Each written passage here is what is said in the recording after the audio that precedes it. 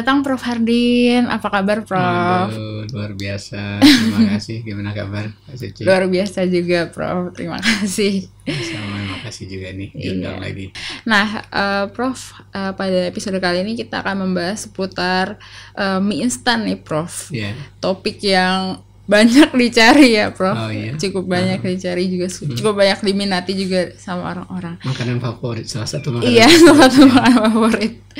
Nah, Prof, mie instan itu kan ada dua cara pembuatan nih, Prof. Ada yang digoreng dan juga di oven, Prof. Nah, bagaimana sih, Prof, cara pembuatan mie instan yang digoreng itu? Iya, setelah adonan jadi, tentunya bahan baku utamanya itu tepung ya, dan tepung terigu, bisa juga dari tepung lainnya. Tapi umumnya dibuat dari tepung terigu. Setelah jadi adonan, dicetak. Kemudian kalau yang namanya fried instant noodle yang digoreng ya digoreng hanya dalam waktu sekitar 1 menit dan suhu sekitar 120-140 derajat Celcius. Kemudian itu maksudnya apa? Maksudnya mengeringkan. Jadi dikeringkan sampai kadar airnya itu rendah sekali ya, di bawah 10% kadar airnya. Karena itu dia kan awet tuh kering ya rasanya, bisa kriuk-kriuk kayak gitu. Nah, setelah itu ya dikemas, diberi bumbu, dan tergantung industrinya ya, aneka bumbu ya. Mulai dari makanan tradisional, makan modern, bumbu-bumbunya saya lihat ya tergantung orang tinggal milih. Dan juga ada yang nanti dimakan sebagai soto, sebagai mie goreng. Ya, jadi tadi dalam pembuatan mengeringkannya itu dengan cara digoreng. Cepat, digoreng cepat. Oh, digoreng cepat. Sekitar Sambil bergerak biasanya. Oh, jadi gorengnya kayak ban berjalan gitu. Ya. Cuman sebentar saja gitu ya, Prof. Tidak lama seperti gorengan biasa. Terus ditiriskan, terus masuk ke kemasan kan. Pantesan nggak terlalu berminyak juga ya, Prof, kalau sudah di dalam kemasan gitu. Nah, kalau mie instan yang dengan cara di oven ini, Prof, bagaimana ya? Jadi namanya oven itu kan nama alat ya. Alat pengering kan ya. Jadi setelah tadi jadi adonan, dicetak, kemudian masuk ke oven tanpa digoreng gitu kan. Nah, oven ini tentunya kalau di industri ovennya besar gitu ya, sama tadi penggorengannya juga besar, bukan skala kecil. Nah, karena kita tahu adonan ini kan lembab ya, basah, kadar airnya tinggi. Jadi untuk mengurangi kadar airnya sampai biasanya sekitar 14% ya. Jadi kalau mie instan yang dia diolah dengan cara dikeringkan dengan oven, itu biasanya kadar airnya ya 14% ke bawah gitu ya. Kalau yang tadi dengan goreng bisa lebih rendah, 10% ke bawah. Artinya kalau kita berpikir padatan di sisa air, harusnya di mie instan yang digoreng padatannya lebih banyak. Artinya terigunya tepungnya lebih banyak gitu kan. Dan memang itu perlu waktu lama mengeringkan tadi. Dengan cara, kalau tadi digoreng sekitar 1 menit, kalau di oven tuh puluhan menit ya. Bisa jadi sekitar 20-30 menit. Tergantung suhunya. Nah, kalau 20-30 menit itu biasanya suhunya sekitar 200-an derajat Celcius, lebih tinggi lagi ya. Berarti, dan ini tentunya punya konsekuensi nanti terhadap vitamin loss atau kehilangan zat gizi, terutama vitamin. Jadi sebetulnya yang di oven ini lebih kadar airnya lebih banyak ya, Prof, ternyata. Ya, dari kadar air sedikit lebih banyak ya. Sekitar batasnya kan di standarnya itu 14% ke bawah. Kalau yang digoreng itu 10% ke bawah. Bisa jadi 7%. Dan itu salah satu cara kenapa awet kan. Iya. Nah, Prof, yang tadi Prof singgung juga nih, Prof, masalah kandungan gizinya nih, Prof. Tepung terigu di Indonesia kan sudah difortifikasi ya, Prof, dengan tambahan mineral seperti zat dan besi. wajib ya, namanya zi. SNI wajib, Standar Nasional Indonesia. Vitaminnya juga ditambah ya, Prof, dengan B1, B2, dan B9 nih, Prof. Ya, B1 itu tiamin. Buat yang nggak ngerti. Oh iya. B2 itu riboflavin ya. Kemudian B9 itu asam folat. Nah, Prof, selama prosesnya nih, Prof, apakah ada kehilangan? Tapi kan di samping vitamin ada mineral juga yang diklasifikasi. Iya, ada zat besi, dan juga ada zinc ya. dalam rangka mengatasi anemi dan mengatasi kekurangan gizi mikro, khususnya tadi 5 zat gizi mikro tadi ya. Prof. Bukan tanpa tujuan itu oleh pemerintah, ya, Kemenkes, perindustrian itu. Diwajibkan karena untuk menangani masalah gizi di Indonesia juga. Salah satunya anemi ya. Salah satu anemi. Dan defisiensi asam folat pada ibu hamil kan, pada perempuan lah. Ya, pada perempuan ya, Prof. Betul. Nah, Prof, di mie instan ini apakah dalam prosesnya ini untuk cara di oven ataupun digoreng ada kehilangan vitaminnya, Prof, atau mineral? Ya, prinsipnya memang karena ada panas ya, apalagi di atas 100 derajat Celcius ada kehilangan. Tapi kalau dia tadi 140 derajat ke bawah, derajat ke bawah, kehilangannya nggak seberapa ya. Dalam beberapa penelitian bahkan itu pada susu yang ditemukan itu kalau dia hanya sekitar 1 menit dipaparin panas tadi kan yang digoreng ya, itu hanya 1 sampai 15% kehilangannya. Tapi kalau dia suhunya lebih tinggi lagi ya, seperti dengan oven misalnya sampai sekitar 200 dalam waktu lama 20-30 menit, tentunya kehilangannya pasti lebih banyak lagi. Ya, dengan suhu demikian bisa jadi separuh vitamin B9 asam folat, B1 B2 yang ditambahkan bisa jadi hilang. Karena itu juga ketika kita memasaknya juga kan nanti orang juga masak pakai panas lagi, diseduh lagi. Sebaiknya jangan terlalu panas juga gitu ya. Jadi sebenarnya kalau air mendidih itu kan 100 derajat ya, kemudian diseduhkan mie tadi ke air mendidih tadi udah cukup. Jadi minimal sekali itu kehilangannya. Tapi ini kan masalahnya tadi ketika dia membuatnya kan di oven yang sekitar 200 derajat. Ya pasti lebih banyak kehilangannya dibanding yang dengan cara digoreng. Oh, jadi sebetulnya karena lebih lama suhu lebih tinggi. Suhunya juga lebih tinggi ya, Prof.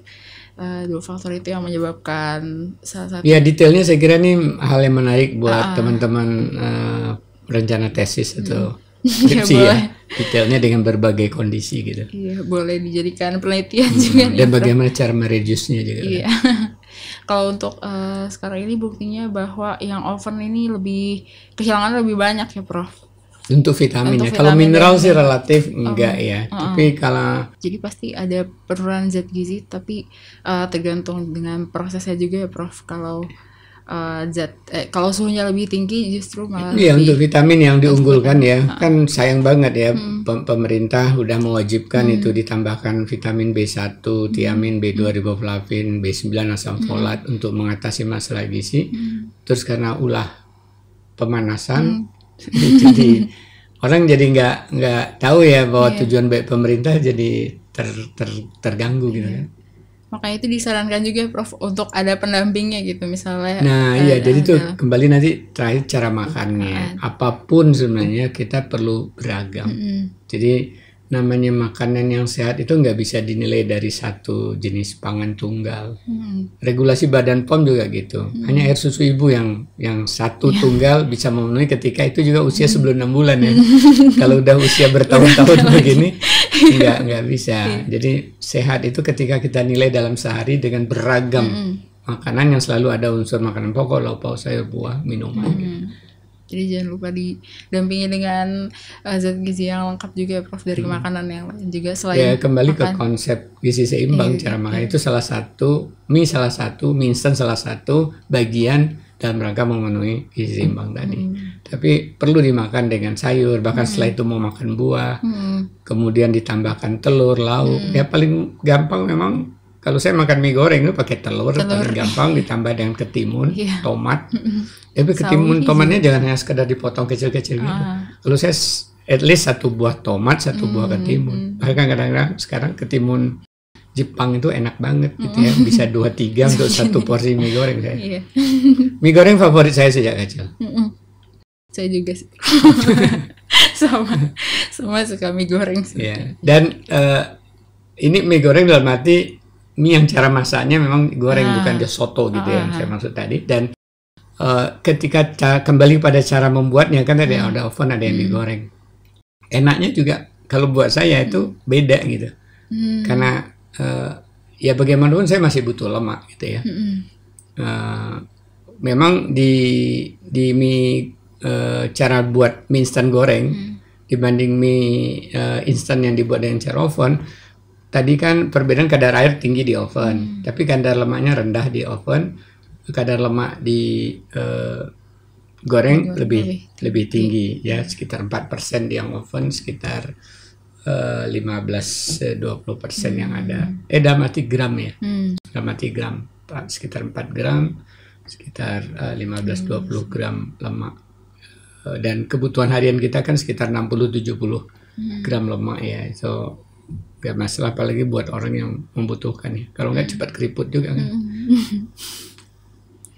Nah, berdasarkan indeks glikemiknya nih Prof, untuk orang-orang yang misalnya concern untuk makan makanan yang indeks glikemiknya lebih rendah atau lebih tinggi. Kalau glycemic index itu kan banyak faktor yang mempengaruhi ya. Memang salah satunya jenis karbohidrat. Tapi ini kan karbohidratnya katakan asumsikan sama karbohidratnya, kecuali kalau ditambah serat dan lain sebagainya akan berbeda nih. Asumsi bahwa ini sama-sama terigu, tapi yang sini lemaknya lebih tinggi, ini lemaknya lebih rendah. Kemudian kemampuan dia tergantung digestibility-nya ya. Maka kalau hasil penelitian ya baru aja dipublikasi itu di Journal of Frontier ini seperti yang ditunjukkan di layar ini ya. Itu jelas kesimpulan dari penelitian ini bahwa mie instan yang dibuat dengan cara digoreng mempunyai indeks glikemik lebih rendah dibanding mie instan yang dibuat dengan cara oven. Artinya itu apa? Artinya kalau orang ingin gula darahnya nggak terlalu cepat naik, ya respon gula darah setelah makan jenis karbohidrat mie tadi nggak cepat naik, ya pilihan untuk mie goreng akan lebih sesuai gitu ya, pilihan lebih tepat gitu. Tapi kalau orang ingin gula darahnya lebih cepat naik ya yang oven. Tapi bagaimanapun sebenarnya dengan kita cari makan beraneka ragam makanan ya semua bisa kita kendalikan dengan baik. Apalagi tadi ditambah dengan sumber-sumber protein. Dan memang harus cara makan mie apapun ya termasuk mie instan. Dan itu berbagai kuliner makan mie kan selalu ya. Mie Aceh coba ditambah apa coba? Krep kan atau serutan krep atau kalau pasta sejenis mie juga kan ya dimakan pakai apa, ada daging cincang dan sebagainya kan. Dan buat yang sekarang juga saya lihat ada kuliner mie ya di Bogor baru itu, waduh orang berjubel-jubel di sana karena pedesnya ya, modalnya juga ngantri ya pakai telur juga udah terjangkau gitu ya, nggak harus yang mewah-mewah. Sesuai selera juga. Iya Bro. Jadi ternyata indeks glikemik untuk mie yang diproses dengan digoreng itu lebih cenderung lebih rendah ya Prof dibandingkan yang di oven. Soalnya beberapa artikel juga saya baca gitu bahwa sekarang sudah ada mie yang di oven lebih sehat dibandingkan mie yang digoreng gitu Prof. Ya, karena lemaknya lebih. Makanan apapun by regulasi kalau dia tunggal nggak bisa disebut dia lebih sehat. Ya. Paling kalau ada dia zat gizi tertentu lebih tinggi, lebih bergizi apa gitu ya, lebih tinggi apa. Kalau Badan POM kan lebih tinggi, lebih rendah gitu ya. Kecuali dia punya studi klinis ya, kemudian di labelnya Badan POM yang direstui oleh Badan POM bahwa dia boleh berdasarkan hasil kajian klinis. Jadi kalau enggak boleh, dan tidak ada pangan tunggal yang disebut sehat. Kecuali air susu ibu. Iya, untuk di bawah 6 bulan. Khusus untuk di bawah 6 bulan ya Prof. Iya. Ya Prof. Nah selain itu Prof, apa ada persamaan atau perbedaan nggak Prof antara mie yang di oven dan juga mie yang digoreng? Persamaannya jelas, sama-sama mie, sama-sama mie instan, sama-sama mengandung karbohidrat dari terigu. Ya, yang proteinnya biasanya sekitar 8%. Jadi samping kita makan karbohidrat, kita juga dapat protein di sana. Kita juga dapat lemak. Nah, lemaknya nanti jadi pembeda. Kadar airnya juga jadi pembeda kan. Kadar air lebih tinggi di oven, lebih rendah di mie goreng. Kadar lemak sedikit lebih tinggi di goreng dibanding yang di oven misalnya. Kemudian cita rasa. Ya tergantung bumbu-bumbu juga ya, tapi dengan bumbu yang sama, pasti yang sedikit berminyak itu umumnya cita rasa orang di Indonesia ini itu lebih enak. Gitu. Betul. Ya. Dari bumbunya juga. Tapi kalau nanti itu akhirnya sama-sama buat mie goreng, ya pasti ditambah minyak juga. Meskipun tadi dia dengan oven kan, ketika jadi namanya mie goreng kan ditambah minyak juga. Nah, iya Prof. Perbedaannya nih Prof. Apakah ada? Ya, pertama potensi di samping tadi yang kandungan air dan lemak tadi, potensi kehilangan vitamin B yang diwajibkan oleh pemerintah untuk ditambahkan dalam rangka mengatasi masalah gizi masyarakat. Jadi lebih banyak hilangnya kalau di oven mengikuti standar pengeringan oven tadi, karena suhunya lebih tinggi, lebih lama terpapar panas. Kemudian tadi indeks glikemik itu respon perubahan gula darah kita ketika kita setelah makan makanan tertentu ya. Jadi kalau ingin responnya rendah, tidak melunjakkan cepat gula darah kita, ya mie diolah dengan cara digoreng. Lebih pas. Kalau soal tidak enak silakan aja lah, pemirsa yang tahu enak yang mana. Kalau saya sih memang boleh dibandingkan sendiri. Yang penting cara makannya ya harus dengan beragam makanan tadi, termasuk protein dan sayur. Iya, betul sekali. Terakhir untuk pesan kepada sobat sehat di rumah, Prof. Saya kira cukup jelas ya. Hal menarik tadi Kak Suci ngajak saya ngobrol-ngobrol tentang isu-isu terkini tentang mie instan ya, ditanya ada apakah mie instan yang dibuat dengan cara digoreng apa kesamaan perbedaannya dengan mie instan yang dibuat dengan cara di oven.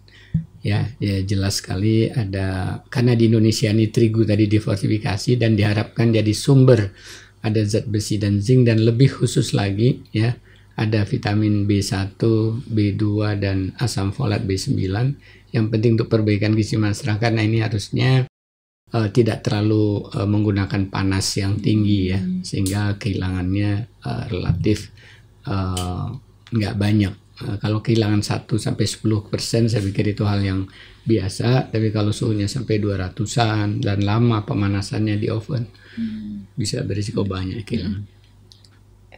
Baik, terima kasih banyak Prof. Hardin atas sharing dan diskusinya hari ini. Semoga bermanfaat bagi sobat sehat semuanya di rumah.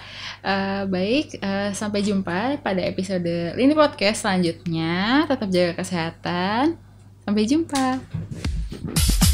Terima kasih sudah menonton. Jangan lupa like, comment, share, dan subscribe ya.